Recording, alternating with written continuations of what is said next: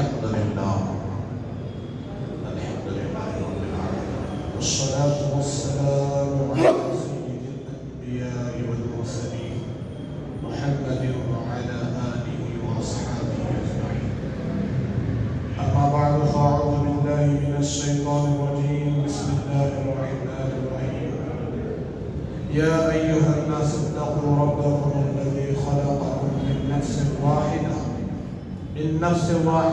وخلق منها زوجها وبث منهما رجالا كثيرا ونساء واتقوا الله الذي تساءلون به والأرحام إن الله كان عليكم رقيبا. وقال النبي صلى الله عليه وسلم خيركم لأهلي وأنا خيركم لأهلي أو كما قال عليه الصلاة والسلام. رب اشرح لي صدري ويسر لي أمري واحلل عقدة من لساني يفقهوا قولي. رب زدني علما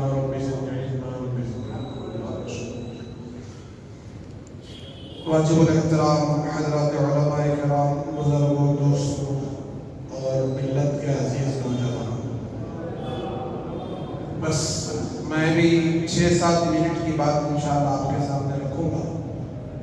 زیادہ لمبی چوڑی بات نہیں ہے، مختصر بات ہے اور قیمتی باتیں جو بڑوں کی باتیں قرآن اور حدیث کی روشنی میں میں عرض کرنے کی کوشش کروں گا. امید ہے آپ ہر بات کو غور سے سنیں گے. یہ جو ازدواجی تعلق ہے، شادی کی جو زندگی ہے، یہ جنت سے چلی ہے. کہاں سے چلی ہے؟ جنت سے. سب سے پہلے جنتی حضرت آدم علیہ السلام، جنہوں نے جنت میں اپنے آپ کو وہاں رہنے کا موقع اللہ کی جانب سے جن کو عطا ہوا تھا. حضرت آدم علیہ السلام، ان کی بیوی ہم سب کی ماں حضرت حوا علیہ السلام جنت میں صدیاں رہے. میں عرض کر رہا ہوں ایسے مثال کے طور پر، ایک عرصہ رہے، جنت کی ساری نعمتیں کھاتے رہے، پیتے رہے، استعمال کرتے رہے، لیکن ایک چیز کا خلق و افسوس کہیے یا اداسی کہیے ان کے اندر کھائی جا رہی تھی، یا پھر اس کا فکر تھا، اور وہ کیا چیز کی اداسی ہے خود نہیں جانتے. تو پھر اللہ تبارک و تعالیٰ نے ان کی اداسی کو دور فرمانے کا ارادہ فرمایا. کائنات کی جو ہے ترقی کے لیے اللہ تبارک و تعالیٰ نے انہی کی بائیں پسلی سے حضرت حوا کو پیدا فرمایا. تو حضرت آدم علیہ السلام جیسے ہی حوا علیہ السلام پر نظر پڑی، میں ساری تفصیل میں جائے بغیر 6-7 منٹ میں ختم کرنے کی کوشش کروں گا کہ ان کو پکڑنے کی انہوں نے کوشش کی. بڑی حسین، خوبصورت، جمیل عورتوں میں سب سے زیادہ حسین کون تھی؟ حضرت حوا، ہم سب کی ماں. مردوں میں مشہور بات حضرت یوسف علیہ السلام، اور حضرت یوسف سے ہزاروں گنا بڑھ کر ہمارے نبی حضرت محمد صلی اللہ علیہ وسلم حسین تھے، اخلاق میں بھی، صورت میں. الغرض تو اللہ نے ان کا نکاح فرمایا، کہا کہ چھینے کی اجازت نہیں، قریب جانے کی اجازت نہیں. تو پھر کہا کہ کیا کرو؟ تو اللہ نے کہا نکاح ہونا ہے. نکاح کے بعد قریب جانے کی اجازت. تو نکاح ہوا، لمبی تفصیل ہے. پھر یہ شوہر اور بیوی کا رشتہ دنیا میں قائم ہوا. اللہ نے ان کو بھیجا. ایک غلطی کی بنا پر یہ معمولی سی بھول ہو گئی، وہ قریب جانے سے منع کیا تھا، درخت کے کھائے آئے چلے.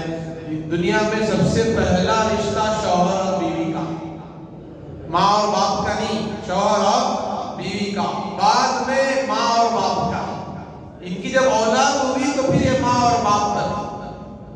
نسل در نسل چلی ہوئی یہاں تک پہنچی ہے، لاکھوں کروڑوں کی، اربوں کی تعداد. تو میں یہ عرض کرنا چاہتا ہوں کہ اللہ نے حلال طریقے میں سکون رکھا ہے، اطمینان رکھا ہے، دلوں کی راحت رکھا ہے. آدمی اپنی خواہش کو حرام طریقے پورا کرنے کی کوشش کرے تو کبھی اسے سکون نہیں ملے گا.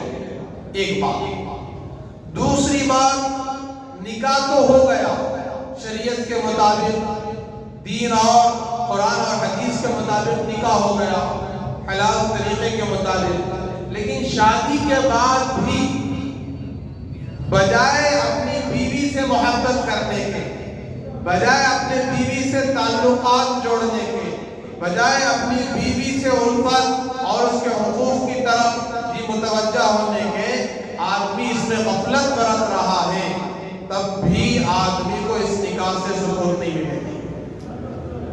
اس نکاح سے سکون نہیں ملے گا. اسی لیے اللہ والے کہتے ہیں کہ جس سے نکاح کر رہے ہو اسی سے محبت کرو، اسی سے محبت کرو، اس کے علاوہ کسی سے محبت نہ کرو. محبت سمجھ لیں کون سی محبت؟ جی، جو شوہر اور بیوی کی محبت ہے، اور اللہ نے جو اٹریکشن مرد اور عورت کے اندر رکھا ہے، ایک دوسرے کی جو ہے ضد بنا کر، یعنی ایک دوسرے کے موافق بنا دیا. عورت کی زندگی مرد کے بغیر، مرد کی زندگی عورت کے بغیر ادھوری ہے. عورت کی زندگی مرد کے بغیر، مرد کی زندگی عورت کے بغیر نامکمل ہے. سمجھ میں آ رہی بات؟ تو جس سے نکاح کرو کیا کرو؟ اسی سے محبت کرو. اور دوسری چیز، جب اس سے کوئی غلطی ہو جائے تو معاف کرو. کیا کر دو؟ معاف کرو. اور تیسری چیز فرمایا کہ اپنی محبت کا اس سے بار بار اظہار کرو. کیا فرمایا؟ اپنی محبت کا بار بار اظہار کرو تاکہ بیوی کے دل میں اطمینان رہے کہ شوہر واقعی مجھ سے محبت کرتا ہے. سمجھ میں آ رہی بات؟ یہ تین چیز. اور اہم چیز میں آخری بات بتا دیتا ہوں. جب دونوں کا نکاح ہو گیا تو شوہر اپنی بیوی کے بارے میں سمجھے ساری دنیا میں سب سے زیادہ حسین خوبصورت یہی میری بیوی ہے، اس کے علاوہ کوئی خوبصورت نہیں. کیا سمجھنا؟ ساری دنیا میں میری بیوی سے زیادہ کوئی خوبصورت نہیں، اور میری بیوی میرے لیے سب سے زیادہ حسین ہے، اس کے علاوہ میرے لیے کوئی حسین نہیں. یہ سمجھنا.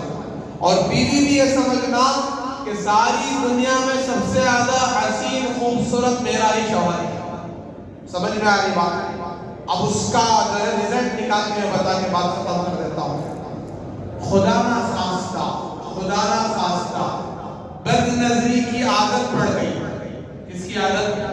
بد نظری، غیر محرموں کو دیکھنے کی عادت، اپنی بیوی کے علاوہ دوسروں کو دیکھنے کی عادت، جن سے ہمارا نکاح حلال ہے، جائز ہے. ماں، بہن، بیٹی، خالہ، پھوپھی، یہ تو محترم رشتے ہیں. ان سے بات کرنا اور ان سے کوئی پردہ نہیں. یہ محترم پاکیزہ رشتے ہیں جن سے ہمارا نکاح حرام ہے، ناجائز ہے.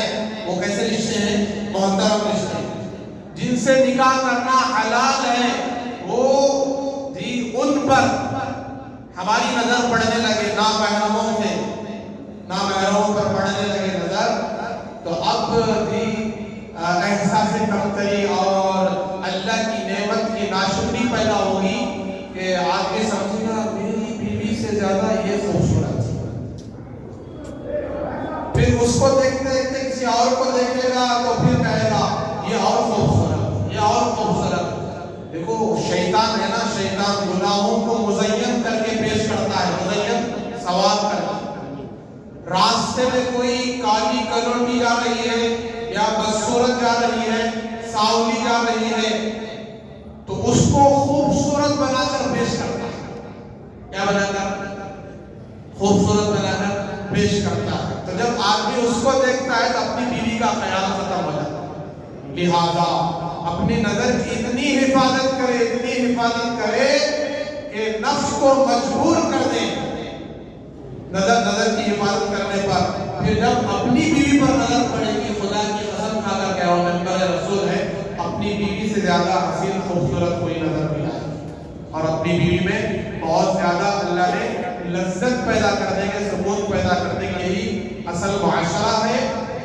گناہوں سے بچنا ہے، نافرمانیوں سے بچنا ہے۔ باقی ہمارے بڑوں نے، ہمارے علماء نے جو باتیں کہی ہیں، مزاج کو سمجھنا اور ادب احترام کے ساتھ چلنا، جو ساس اور سسر کا مزاج ہے، جو ان کے بڑوں کا مزاج ہے، اس کو سمجھ کر زندگی گزارنے کے زندگی دنیا ہی میں جنت بن جائے۔ اللہ تبارک و تعالیٰ سے دعا ہے، اللہ تبارک و تعالیٰ ہم سب کو اس دیوالی تعلقات کو حلال طریقے سے موت کی آخری سانس تک قائم اور دائم رکھنے کی توفیق عطا فرمائے، اور دوران زندگی کوئی ایسا جملہ زبان سے نکالنے سے حفاظت کرے جس سے رشتے خراب ہو جاتے ہیں اور طلاق تک نوبت آ جاتی ہے، یا طلاق کے یعنی ایسے جملے جس سے طلاق واقع ہو جاتی ہے۔ اللہ ایسے جملے سے اللہ ہماری موت کے آخری سانس تک حفاظت فرمائے، ہمارے بچوں کا مستقبل اللہ تعالیٰ قرآن و حدیث کی روشنی میں سوار دے، اور بچوں کو بھی ایسی تربیت اللہ تعالیٰ ہمیں کرنے کی اور ان کی تربیت کی شکلیں